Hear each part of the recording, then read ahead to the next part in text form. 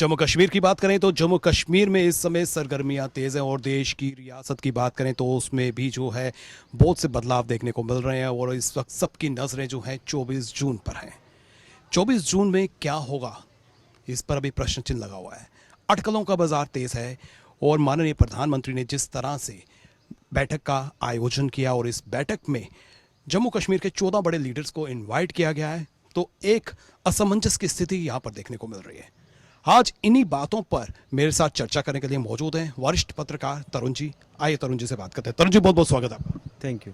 तरुण जी, 24 जून, हर कोई जानना चाहता है कि 24 जून को ऐसा क्या होने वाला है जिसमें प्रधानमंत्री ने 14 बड़े लीडर्स को इनवाइट किया है। देखिए रितेश जी, ये जिस तरह से आपने कहा कि असमंजस की स्थिति सब में है, एवरीबॉडी इज एंटिसिपेटिंग कि इसमें होगा क्या।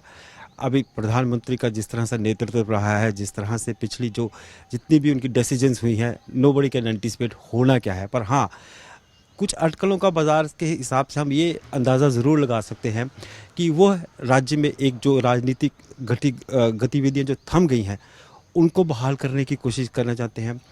राजनीतिक जो दल हैं उनका विश्वास लेना चाहते हैं। और दूसरा, राज्य में जो इस वक्त यूनियन टेरिटरी है, इसकी ग्रेजुअल ट्रांसफॉर्मेशन टुवर्ड्स स्टेटहुड हो, इसके ऊपर बात कर सकते हैं। ये ऐसी अटकलें हैं, but we can draw an influence की जो बातचीत होगी वो इन्हीं मुद्दों पर होगी। तो तरुण जी, ये मुद्दे जो है बहुत मायने रखते हैं खासकर जम्मू कश्मीर के लिए, और जिन जिन पॉलिटिकल पार्टीज को बुलाया गया है उनकी बैठकों का दौर भी शुरू है। अपने अपने खेमे में वो बातचीत कर रहे हैं, अपने लीडर से जो है बातचीत कर रहे हैं। तो क्या लगता है कि क्या स्टैंड रहेगा? क्योंकि अगर हम महबूबा मुफ्ती की बात करें या फिर डॉक्टर फारूक अब्दुल्ला की बात करें, इतने सीधे तो वो भी नहीं है। अगर जो ऑफर उनको दी जाएगी वो ज़रूरी नहीं है कि वो उसको एक्सेप्ट करें। तो क्या लगता है कि क्या स्थिति होगी? देखिए, इसमें एक्सेप्ट करना या ना एक्सेप्ट करने का मुझे लगता है कि कोई प्रश्न चिन्ह है ही नहीं। As far as Article 370 is concerned, as far as the BJP is concerned and the Modi-led government is concerned, it's a final decision. ये रिवोक तो होने वाला नहीं है, and that's a final position. हमने इसके आगे बात करनी है। सेकेंडली, जो आप बात करें, आप ये जो मुद्दा है, हमारी जो सबसे बड़ी अदालत है सुप्रीम कोर्ट, वहाँ पे चला गया है। पिटिशंस फाइल्ड हुई हैं, नेशनल कॉन्फ्रेंस ने की है, बाकी राजनीतिक दलों ने की है। अब till the outcome of that petition, इससे पहले तो कोई बातचीत होगी नहीं। तो यानी कि जो बातचीत होगी that is post August 5 2019।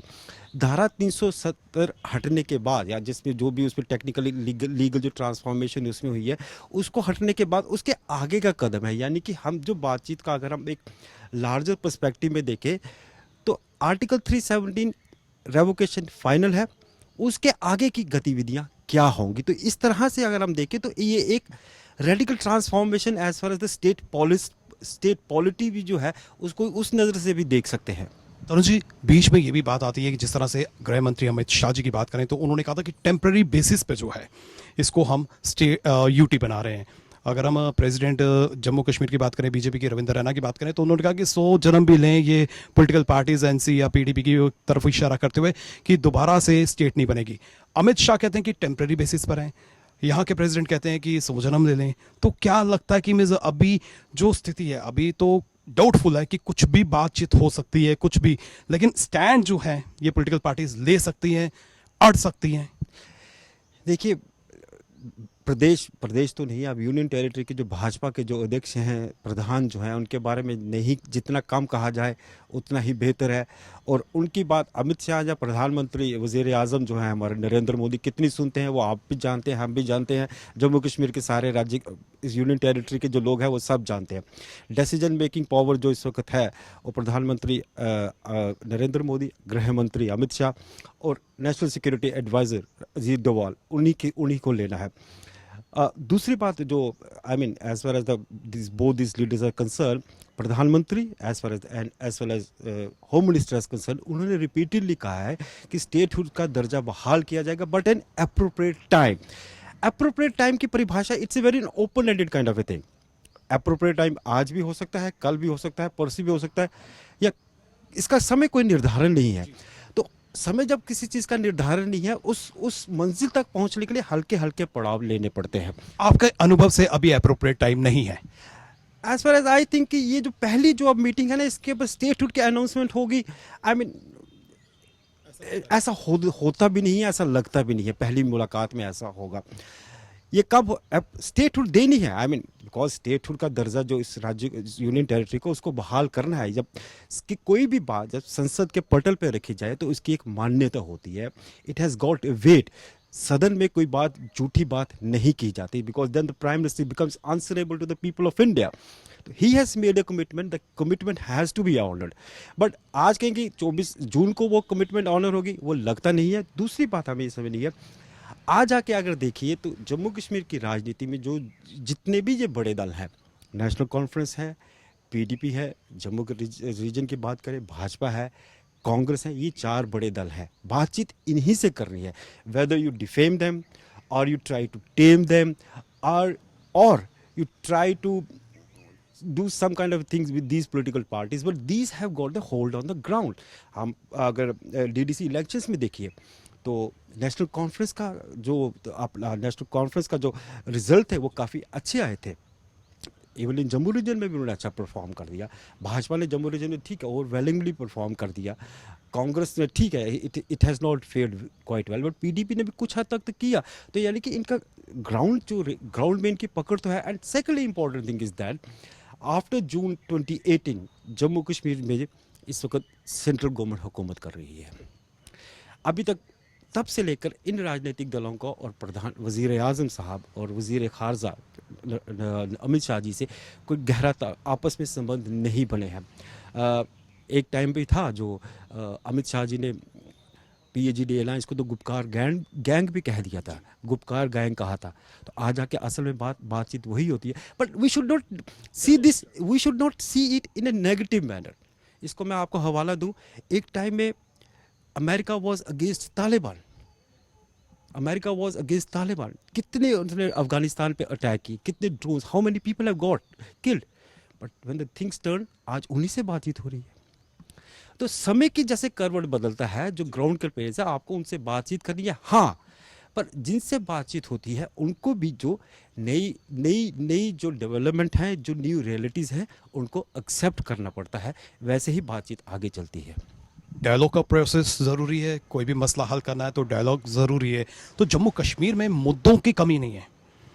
Election की बात करें, पॉपुलर गवर्नमेंट की डिमांड काफ़ी देर से उठ रही है कि यहाँ पर पॉपुलर गवर्नमेंट होनी चाहिए ताकि जो रिप्रेजेंटेटिव्स हैं वो लोकल लोगों की अप्रोच में आ सकें। हालांकि डीडीसी मेंबर्स के पास अप्रोचेबल नहीं है, मैं उनकी पावर्स जो है वो इतनी हाई नहीं है कि लोगों के मसले हल हो सकें, क्योंकि असेंबली का होना ज़रूरी है। बिल्स यहाँ पर हों, लॉज यहाँ पर हों, और सेंट्रल गवर्नमेंट ने जिस तरह से यहाँ पर लॉज ला दिए इतने लोगों को वो एक्सेप्टेबल नहीं है। तो पॉपुलर गवर्नमेंट भी बन सकती है, उस पर भी फैसला हो सकता है। देखिए पॉपुलर गवर्नमेंट कब बनेगी इसके बारे में जिस तरह कहा, जैसे स्टेट का जब राज्य का दर्जा हल होगा, क्योंकि मुझे नहीं लगता कि ये जो political parties as far as Kashmir based political parties जिस तरह से अभी जो स्थितियां हैं कि union territory with the legislature but all the major political all the powers are with the centre, मुझे नहीं लगता ये इस तरह का। अगर आपको लगता है कि उमर अब्दुल्ला या महबूबा मुफ्ती या Farooq Abdullah in terms and condition पे दोबारा चीफ मिनिस्टर बनेंगे, जबकि सारी पावर्स सेंटर के पास आएंगी, एक I mean do you think that Omar Farooq और इवन फ्रॉम जम्मू रीजन और any person will accept the position of a Kejriwal of Jammu and Kashmir?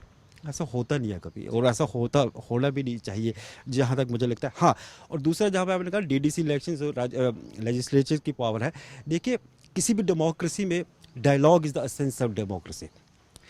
जब ब्यूरोक्रेसी होती है यहाँ पे डायलॉग नहीं होता, यहाँ पे मोनोलॉग होता है।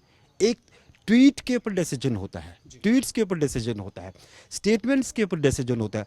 आपने स्टेटमेंट इशू जारी कर दी, but whether you have approached me to get a sense what I feel, ऐसा होता नहीं ब्यूरोक्रेसी में, because bureaucracy is not answerable to the people of Jammu and Kashmir. It's the elected people who are answerable to the people of Jammu and Kashmir. तो इसलिए जहाँ भी democracy है, जहाँ भी लोकतंत्र है, तो लोगों की आवाज़ उनके चुने हुए नुमाइंदे ही होते हैं। तो DDC elections have got only limited purpose. So you tell me if DDC elections have been so much of success, okay, fine enough. People like you and me who are in Jammu city, whom will we approach? हम किसको approach करें? हमारा कौन नुमाइंदा है? यहाँ तो Jammu city में तो डीडीसी भी नहीं है। तो इन टोटलिटी हमें अगर अब देखना पड़ेगा, legislature is a very important sense. और सेकंड लास्ट में मैं आपको एक दो बात जो मैं कहना चाहता हूँ, इसका परिवेश हमें ये देखना पड़ेगा कि भारत और पाकिस्तान के संबंध हैं वो सुधर रहे हैं। हम देखा फरवरी में जो रिट्रीट किया गया to hold cease fire along the LOC, उसके बाद अभी तक कोई सीज फायर का उल्लंघन नहीं है। छोटा मोटा इक्का दुक्का वारदात हुई पर भारत ने रिएक्ट नहीं किया। Important thing the people should try to look into quite deeply. Bengal elections में मुस्लिम एक इम्पॉर्टेंट फैक्टर था, मुस्लिम वोट इम्पॉर्टेंट फैक्टर था। भाजपा ने पूरे बंगाल में कितना hilt, they tried there the level best, but पूरे बंगाल इलेक्शंस में भाजपा ने पाकिस्तान को ना अब्यूज़ किया ना कर्ज किया। इसका क्या समझता है कि कहीं ना कहीं जो इसको फाइनलिटी लेनी है टुवर्ड्स जम्मू एंड कश्मीर, दोनों के एग्रीमेंट कहीं ना कहीं हो रहे हैं, बातचीत चल रही है, ये उस सब बातचीत का एक कड़ी का हिस्सा है। और तीसरी बात जो है, जो बाइडेन जो है न्यू यूएस प्रेसिडेंट है, he has got some very hard stand as far as the present dispensation of India is concern. तो प्रधानमंत्री ने इस साल उनसे मुलाकात भी करनी है, अंतर्राष्ट्रीय एक मैसेज भी देना चाहते हैं कि हम जम्मू व कश्मीर में लोकतंत्र की बहाली के लिए कदम उठा रहे हैं। तो ये सब प्रक्रिया जो है, जिनको अगर हम अब माइक्रो लेवल पे देखें या मैक्रो लेवल पे देखें, तो एक ये उसी तरह से उसी कदम में उठते हुए कदम दिखते हैं, उसी दिशा में उठते हुए कदम है। तरुण जी, मैं लास्ट में आपसे ये भी जानना चाहता हूँ, बैठक में जिन लीडर्स को बुलाया उनमें भी असमंजस की स्थिति है और कुछ लीडर्स ऐसे भी हैं जो चाहते थे कि उनको बुलाया जाए, चाहे उनका यहाँ पर वजूद हो या ना हो, लेकिन अपने आप में वो ऐसा समझते थे कि इस बैठक का वो हिस्सा बनना चाहते थे और उनको लगता था कि उस बैठक में वो भी हिस्सा बन सकते थे, लेकिन उन सबको साइडलाइन किया। जो मेजर पॉलिटिकल पार्टी थी उन्हीं को इनवाइट किया गया। देखिए, कोई भी अगर हम इंडियन नेशनल कांग्रेस की अगर हम हिस्ट्री भी देखें तो पहले बातचीत छोटे लेवल पे शुरू होती है। You have to take in the major players into the account, फिर वो पर्कुलेट डाउन छोटे सतह पे जाती है। अब कौन स्टेक होल्डर्स है, खुद को मानने वाले स्टेक होल्डर्स हैं या उनकी ज़मीन पे पकड़ भी है, उसका भी तो फैसला होना। आप कहेंगे आप भी स्टेक होल्डर्स हैं, पर आपकी ज़मीन पे पकड़ है, मेरी है, उसका भी तो कोई फैसला होना चाहिए। तो इस we should not look into this कि किसको बुलाया गया या नहीं बुलाया गया। The first important factor is कि the people of the representative of Jammu and Kashmir have been called, that's an important factor जहाँ तक मुझे ये लगता है। और इसमें क्या ज़्यादा उम्मीदें लेके हमें नहीं रखनी चाहिए। यही सबसे इम्पोर्टेंट है कि बातचीत का सिलसिला शुरू हुआ है। हो सकता है कि कुछ प्रधानमंत्री इस मीटिंग में कुछ इंडिकेशंस दे restoring statehood. I mean as far as the prime minister Narendra Modi is concern, हाँ कुछ लोग ये कहते हैं कि you can expect anything, because demonetisation का भी हमने देखा है एंड जीएसटी का भी हमने देखा है, और अगस्त 5, 2019 हम इस चीज़ को भुला नहीं सकते। बालाकोट स्ट्राइक्स भी हैं, हम इस चीज़ों को भुला नहीं सकते हैं अगर इस पर्सपेक्टिव में देखा। फिर भी बट बीइंग ए रियलिस्टिक हमें ज़्यादा उम्मीद नहीं रखनी चाहिए। हाँ, हो सकता है कि prime minister he may give some indications to all the political parties कि yes we are moving in that direction, but that will be I think off the record, वो उसकी स्टेटमेंट नहीं होगी। पर ये ज़रूर है कि एक जो पहल प्रधानमंत्री ने की है उसकी तरफ उठते हुए कदम है, और मुझे लगता है कि कहीं ना कहीं स्थितियाँ सामान्य होने में की तरफ में ये सारी कड़ियाँ जुड़ रही हैं। बहुत बहुत शुक्रिया तरुण जी। जी हाँ, डायलॉग प्रोसेस बहुत मायने रखता है डेमोक्रेटिक सेटअप में। अगर आपको कुछ भी करना है तो डायलॉग प्रोसेस से ही होता है। और जिस तरह से जम्मू कश्मीर के हालात की हम बात करें, जम्मू कश्मीर की स्थिति की बात करें, तो major political parties, National Conference, PDP, Congress की बात करें, इन सबको न्योता दिया गया है। 14 बड़े लीडर्स को इन्वाइट किया गया है, जो 24 जून को प्रधानमंत्री की अध्यक्षता में बैठक होने जा रही है। और वेलकम स्टेप है, हर कोई कॉमन मैन से लेकर पॉलिटिकल लीडर तक जो है इसको वेलकम स्टेप कह रहा है। लेकिन डाउट सब में यही है कि एजेंडा क्लियर नहीं है। अगर एजेंडा क्लियर होता तो शायद पिक्चर क्लियर होती, लेकिन एजेंडा डाउटफुल है। और जिस तरह से मोदी गवर्नमेंट की बात करें, अनएक्सपेक्टेड चीज़ें, अनएक्सपेक्टेड थिंग्स जो है यहाँ पर हो सकती हैं, होती आई हैं, और अब ये सस्पेंस जो है 24 जून को खुलेगा। इसी के साथ मुझे यानी कि रितेश गुप्ता को दीजिए इजाजत, फिर मिलेंगे, नमस्कार।